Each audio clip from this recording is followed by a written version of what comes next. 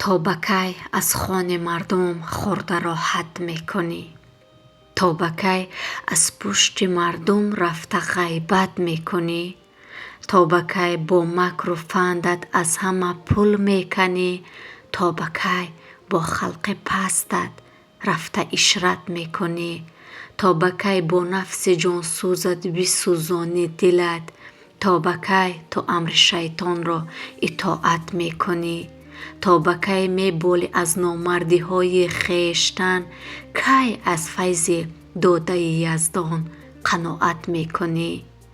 چند روز عمر میبینی ولی ای بیخبر، بهر عمر چند روز خود امارت میکنی.